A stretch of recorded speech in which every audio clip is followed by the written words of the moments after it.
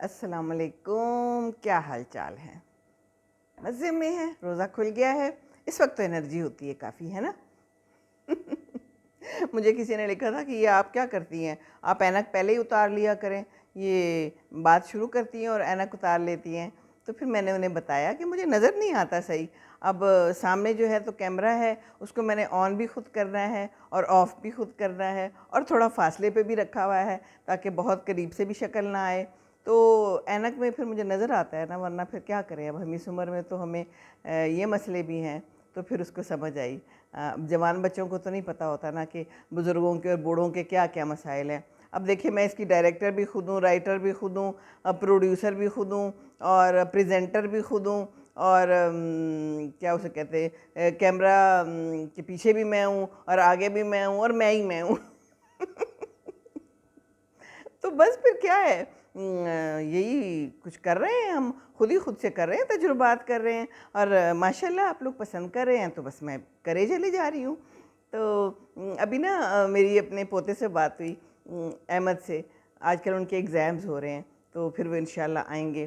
तो मुझे कहता है, कल उर्दू का पेपर था, बड़ा मुश्किल था, और फिर इस्लामियात का है अब कल, और वो भी उर्दू में होता है, तो बड़ी मुश्किल होती है उर्दू। तो मैंने भी उससे कहा, मैंने कहा बेटे बात सुनो, कोई भी काम अगर आप करते रहोगे ना, बार बार करोगे, तो फिर आपको जो है ना वो मुश्किल नहीं लगेगा। तो इसलिए मुश्किल लगता है कि आप कम कम पढ़ते होगे ना उर्दू और इस्लामियात। तो कहता है हाँ जी। तो मैंने कहा ज़्यादा पढ़ो, बिल्कुल ऐसी ही है जैसे आपकी साइकिल आई थी, तो शुरू में आपको कितनी मुश्किल पड़ती थी, लेकिन फिर आपने खूब चलाई, सुबह भी चलाई, शाम को भी चलाई, तो उसके बाद फिर आपको बड़ी अच्छी प्रैक्टिस हो गई। तो कहता है हाँ, समझ आ गई उसको बात। बात बड़ी जल्दी समझ आ जाती है, माशाल्लाह बड़ा ही इंटेलिजेंट बच्चा है। तो इस बात से फिर मुझे और बातें याद आई। मैंने कहा कि देखें, इंसान आहिस्ता आहिस्ता ज़िंदगी में सीखता है। जब हमारी शुरू में शादी हुई ना, तो घर तो बड़ा घर था, उसमें सब लोग खाते पीते थे। चिकन आता था एक पूरा, तो बस वो पक जाता था और ख़त्म भी हो जाता था। अब मुझे तो समझ ना आए, वो मैं चिकन पूरा बना लूँ और वो फिर उसके बाद बच जाए, तो क्या करूँ मैं उसको। फिर मैं कहूँ खाएं खाएं, अब ख़त्म करें, वो जी मुझे कहें तुम खाओ, ख़त्म करो। फिर मुझे आहिस्ता आहिस्ता समझ आई कि इसके छोटे छोटे पैकेट्स बना लेने होते हैं, और उसके बाद जितना चाहिए होता है, दो बंदों ने वो खा ले। तो इसी तरह फिर खाना पकाने का भी यही हिसाब हुआ कि आहिस्ता आहिस्ता समझ आई। घर में बनाती थी मैं खाना, सब कुछ करती थी, लेकिन कुछ कुछ बातें होती हैं जो आपको तजुर्बे से आती हैं कि ये दो बंदों के लिए। अब मुझे नहीं समझ आ रही थी कि इतना कम कैसे बनाऊं, तो कम भी बनाती थी, तो वो भी जनाब ख़त्म नहीं होता था। तो फिर आहिस्ता आहिस्ता ज़िंदगी में समझ आई कि कौन सी चीज़ कितनी करनी है और कहाँ करनी है। और अब तो मैं हंडिया जो है ना, इकट्ठी तीन तीन हंडियाँ भी इकट्ठी बना लेती हूँ। तो मेरी काम वाली बड़ी हैरान होती थी कि बाजी आप कैसे कर लेती हैं। तो प्रैक्टिस, कहते हैं ना, practice makes a man perfect. तो वाकई कोई भी चीज़ हो ना, तो वो प्रैक्टिस से ही आती है। अब मैं ये बोलती हूँ ना, तो मुझे लगता है कि मेरी हर वीडियो जो है ना, वो पिछले वीडियो से बेहतर है। मुझे ऐसा लगता है कि मुझे अब जो है ना, वो झिझक नहीं रही है। हालांकि मुझे कौन देख रहा है, अगर मैं चाहूँ तो मैं अभी डिलीट कर दूँ सारी की सारी वीडियो, लेकिन ये कि प्रैक्टिस हो रही है मुझे, और इसीलिए मैं बनाए जाती हूँ। जो भी मुझे समझ आती है मैं बना लेती हूँ। अभी मैं लाउंज में बैठी हुई हूँ और पीछे जो है ना मेरे अहमद की वो पड़ी हुई हैं, ब्लॉग्स पड़े हुए हैं, ये देखें उनकी चीज़ें पड़ी हुई हैं। मुझे फिर उनको देख के याद आते हैं, वो लोग इधर ही छोड़ गए, मैंने भी यहीं रखे हैं। मैंने कहा उनकी याद आती है। और देखें, पानी मेरे साथ पानी होता है, मैं जहाँ भी जाती हूँ ना पानी ज़रूर साथ रखती हूँ। पानी के बगैर मेरा गुजारा नहीं है। तो दूसरा ये कि क्या नाम थे, मैंने दो नाम लिखे थे कि बच्चियों ने कहा था कि जी मेरे नाम ज़रूर लेने हैं। एक तो है सारा जट जट, ये दो दफ़ा जट जट क्यों है, एक दफ़ा काफ़ी नहीं था। तो उन्होंने लिखा हुआ है कि 3 माह की बेटी है मेरी, और मैं जो हूँ ना आपको देखती हूँ और बिल्कुल ऐसे लगता है जैसे आप ना किसी बच्चे को समझा रहे हो। तो मुझे बड़ा अच्छा लगता है आपको देखना। तो थैंक यू, बहुत शुक्रिया सारा जट जट। और एक महा खान है, वो नाराज़ हो गई मेरा नाम नहीं लिया आपने। बच्चे इतने सारे लोग हैं और इतने सारे माशाल्लाह, अगर मैं ये सबके नाम लेने शुरू कर दूँ ना, तो मेरे लिए बड़ा मुश्किल हो जाएगा। माशाल्लाह आपको पता है लोग बढ़ रहे हैं और नाम तो मैंने लिखे हैं इतने सारे, लेकिन ये कि फिर बड़ा मुश्किल हो जाएगा। तो बस मैंने आपसे यही बात करनी थी। आज मैं कहीं एक जगह छोटा सा ड्रामा था वो नज़र से गुज़रा, तो वो बच्चे की पहले कहीं मंगनी हो गई हुई थी और वो टूट गई थी। फिर उसकी शादी हो गई है। अच्छा, वो हँसी खुशी अपने घर में रह रही है, लेकिन उसका जो शौहर है ना, उसको ताने मार मार के उसकी जान नहीं छोड़ा। भाई बस ख़त्म करें ना आप। अगर ऐसा कहीं किसी बच्ची के साथ हो गया है, कोई भी पुरानी बात थी, अब उसकी शादी हो गई है, तो उसको ना ताने दें और पूरे ख़ानदान के साथ जो है ना उसका रिश्ता ना तोड़ें। तो ये है, मेरे एक बहुत करीबी जानने वाले हैं, तो उनके इसी तरह ख़ानदान में ही बात ही हुई थी अभी तो सिर्फ़, तो वो फिर उन्होंने ख़त्म कर दी। तो वो लड़की की कहीं और शादी हो गई। आज तक ख़ानदान वालों से उस लड़के ने नहीं मिलने दिया। वो बच्चे भी उसके बड़े हो गए हैं, अब वो बुज़ुर्ग भी कुछ फ़ौत हो गए हैं, लेकिन उसने कहा नहीं, मिलना नहीं है, क्योंकि वहाँ बात हुई हुई थी। तो ये ज़्यादती ना करें प्लीज़ किसी की बच्ची के साथ। बड़ा मुझे दुख हुआ और एकदम से मुझे ना इस ड्रामे को देख के मैंने फिर वो बात रिलेट की और मुझे याद आया कि ऐसे क्यों करते हैं हम। किसी की बच्ची है और हम उसको फिर सारी उम्र ताने देते रहते हैं।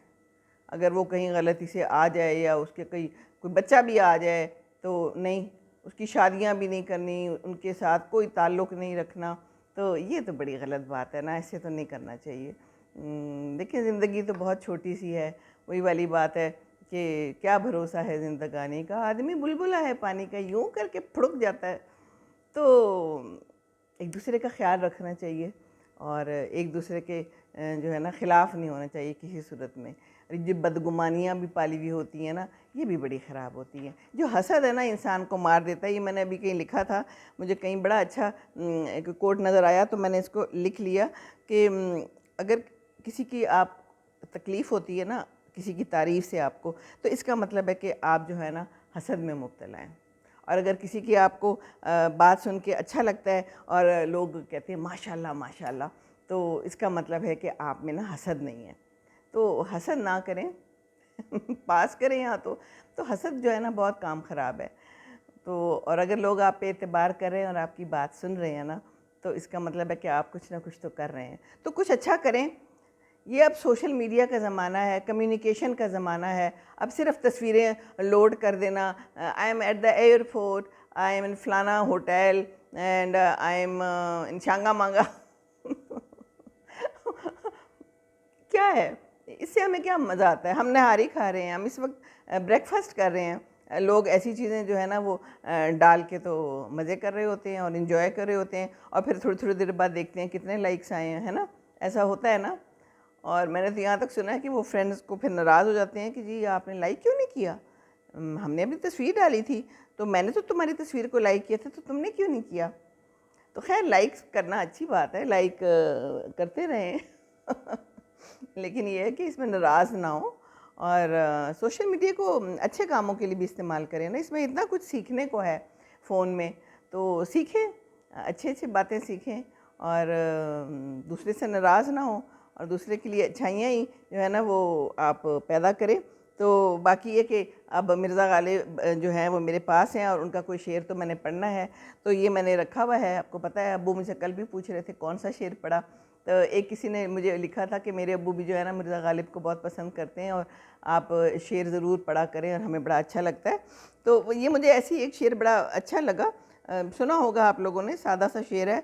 हर एक बात पे कहते हो तुम कि तू क्या है, तुम ही कहो कि ये अंदाज़े गुफ्तगू क्या है। मुझे इतना अच्छा लगा ना, ऐसे ही मैंने देखा तो ये सामने नज़र आ गया और मैंने बुक ही रख ली सामने कि चलो लिखने से बेहतर है कि मैं बुक के साथ ही पढ़ लूँगी। तो ये शायर इसमें उन लोगों को मुखातिब है जो कि बदतमीज़ी से बात करते हैं और अपने घर वालों के साथ भी अच्छी तरह से पेश नहीं आते और अपने माँ बाप के साथ भी अच्छी तरह पेश नहीं आते। तो ये शायर ये मुखातिब है, बाकी तो जिससे भी मुखातिब है, पर हम तो अपनी तरफ से ये निकाल लेते हैं ना कि भाई ये कह रहा है कि भाई तमीज़ से बात करो हर एक के साथ। तमीज़ तो बड़ी ज़रूरी है ना। आप ट्रैफिक में जाते हैं, आप अपने काम वालों के साथ हैं, आप अपने ऑफिस में हैं, बच्चों के साथ हैं, स्पाउस के साथ हैं। तमीज़ जो है ना वही तो बताती है आपकी तरबियत क्या है। तो अच्छी गुफ्तगू करनी चाहिए और ऐसी गुफ्तगू करें जो दूसरों के ऊपर असर डाले, नहीं तो फिर चुप ही रहें, क्या ज़रूरत है बोलने की, है ना। तो बस अच्छी अच्छी गुफ्तगू करनी चाहिए और दूसरों को माफ़ कर देना चाहिए। दूसरों की बच्चियों को अपनी बच्ची समझेंगे तो आप का दिल भी पसीजेगा और बस बच्चियों का बहुत ख्याल रखना है। बस आज मैंने यही कहना था और खुश रहें और खुशियाँ बाँटें और प्रैक्टिस करते रहें तो हर काम में प्रैक्टिस के बाद आपको आसानी आ जाएगी। ज़िंदगी तो जहद मुसलसल है, लेकिन ये कि आहिस्ता आहिस्ता कोई ना कोई आसानी अल्लाह ताला दे देता है और अगर कोई दुआ आपकी पेंडिंग है तो उसकी बदले कुछ और दे देता है ना। तो चलें अब सोते हैं ताकि सुबह सहरी के लिए उठा जाए, ठीक है। अल्लाह हाफिज़। दूसरों को खुश रखें, दूसरों को खुश रखेंगे तो खुश रहेंगे। अस्सलाम वालेकुम वरहमतुल्लाहि व बरकातुहू।